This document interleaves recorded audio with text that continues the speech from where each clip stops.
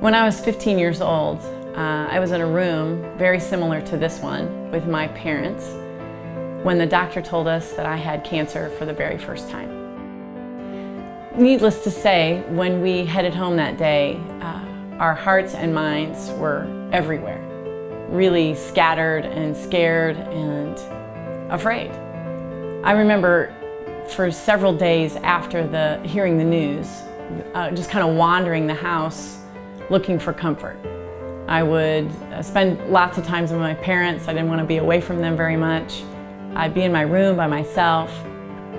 I read my Bible a lot. My dad had circled a couple scriptures that were very comforting, and so I spent some time there. And then I would wander into the front room where my mom's piano was. It was actually all of our piano, but very few of us kept up with our lessons, and so my mom would often sit at the piano and just play hymns or just choruses, songs that were comforting to her. And so after the diagnosis, I remember one afternoon walking into the front room and sitting down at the piano, and the hymn book was open, and there was a song there that I loved. My family sang it. My mom played it a lot, and I started plunking out the right hand because that's all I could do because I hadn't kept up with my lessons. And it was a song written by Bill and Gloria Gaither called "Because He Lives." And the words began to comfort me in the ways that I hadn't found comfort since the diagnosis. And they say, because He lives, I can face tomorrow. Because He lives, all fear is gone. Because I know who holds the future. And life is worth the living just because He lives. And I sang that song over and over and over and over.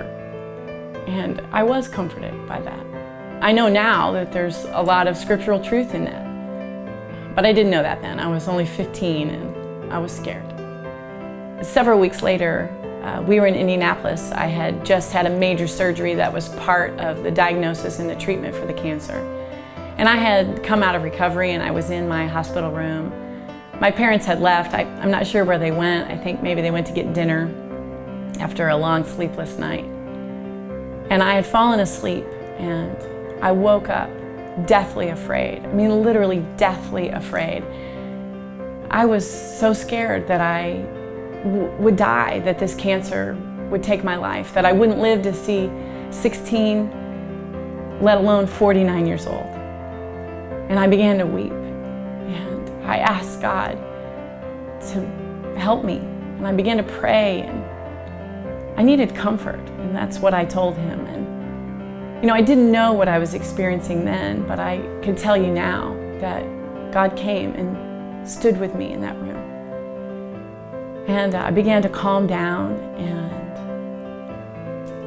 I don't know how to explain it other than the goodness of God. I heard, I'm here, and you can do this.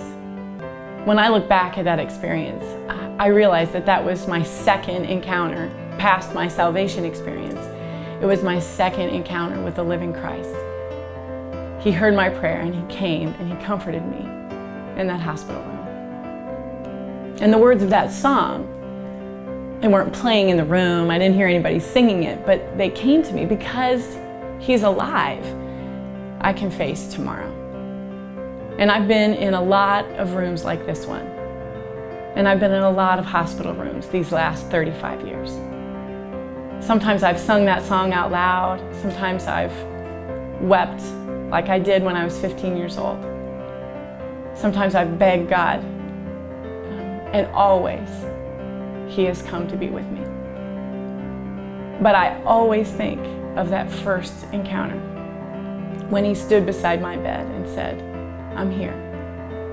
You can do this. That encounter with Jesus changed my life.